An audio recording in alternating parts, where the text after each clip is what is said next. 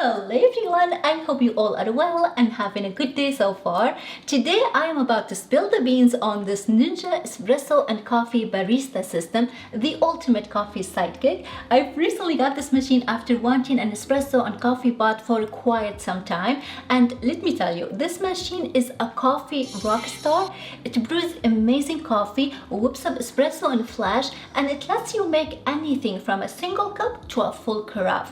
And if that's not enough, it has a built-in milk frother that turns you into a skilled latte artist with practice.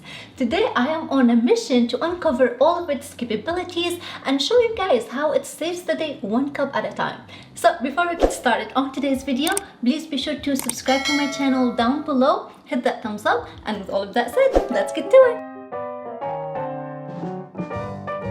Alright guys, so let's start with the design of this machine. Like you guys see, this machine has a very stylish appearance, featuring a nice sleek black finish with some stainless steel accents, and its compact size is actually particularly impressive considering it combines the functions of both an espresso and drip coffee maker, effectively making it two machines in one. And for espresso, it uses these teeny tiny Nespresso original pots, not the virtual line, and it also doesn't take in key cups, but it happily takes in some off-brand pots like Beats and Starbucks, giving you some flexibility in your coffee choices. And in the back here, we have this standard removable water tank. This allows you to take it to the sink, fill it up, and then you can place it back into place. And over here, we have the used capsules storage bin. So once the brewing cycle has completed, lifting the handle, eject the pot, which drops into this bin. It is removable to make it easy for you to empty out and clean. And I really like that the espresso side has this adjustable cup tray for different cup sizes. If you're making a cappuccino or a latte, you can adjust it. And also the drip coffee maker has this foldable tray for various mug sizes, very convenient. And you also get this capsule cleaning cycle platform. So this allows me to remove the drip tray from the espresso side and use this as a holder for my coffee pitcher during cleaning cycle to keep water from splashing everywhere. And this is the 12 cup glass carafe. It has the screw top. I have a mixed feeling about it, but I guess it works. You just have to turn it to unlock it, and then align the arrow and turn it all the way to lock it. And it comes with this plastic brew basket. It uses size for cone paper filters. Now the machine came with a few to get you started, and if you don't like to use paper filters, you can actually purchase separately a permanent fine mesh basket that you can use, rinse out, and reuse again and again.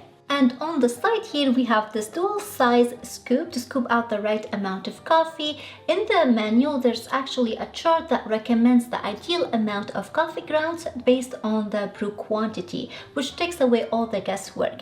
And to put it back, just click it back into place. And right next to it, we have this built-in milk frother. To use it, you just have to press and hold this button, and you can froth hot or cold milk. Just keep in mind it doesn't heat up the milk, so you need to heat up your milk first in the microwave and then froth it. I know it's an extra step, but it is totally worth it. And it's pretty easy to clean too. You can just detach it, take it to the sink, clean it, and then put it back.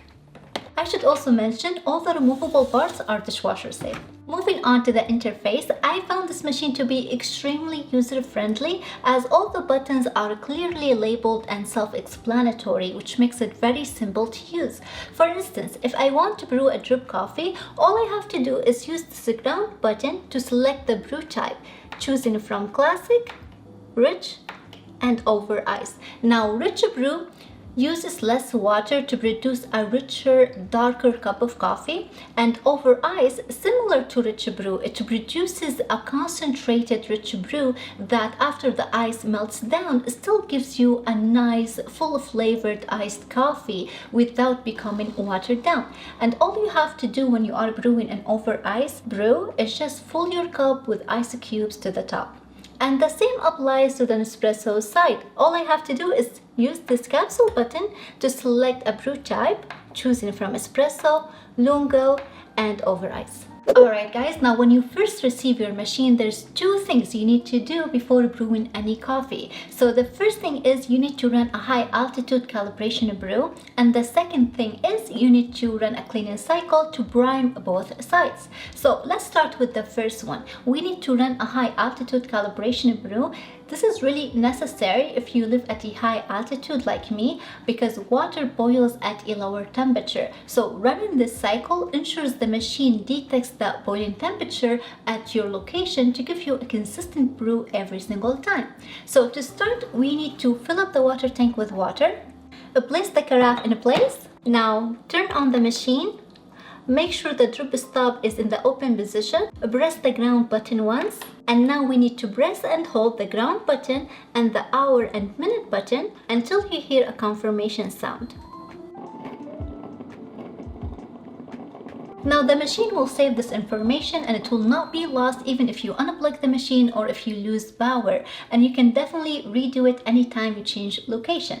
Now I'm just going to empty out the carafe, rinse it out, and let's run the cleaning cycle. Now we're going to prime the ground coffee side. So for this one, make sure you fill the water tank to the full line.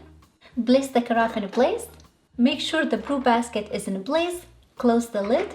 Now select the classic, full carafe, and just press start. Now discard this water and rinse out your carafe.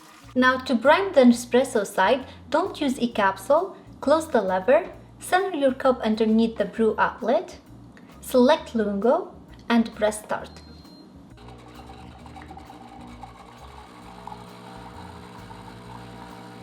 Now discard this water and repeat this process 3 times to prime the system. Now we are ready to brew some coffee. So brewing a pot of coffee is actually very easy with this machine, similar to standard other drip coffee makers. We start by placing a paper filter inside the brew basket, measure out the coffee, close the lid, select the size, and press start. And the best part about this machine is that you can interrupt the brewing process. If you want to sneak yourself a cup of coffee mid-brew, you can do that. Just slide this lever to the left, pour yourself a cup of coffee, and now slide it back and let the machine get back to work.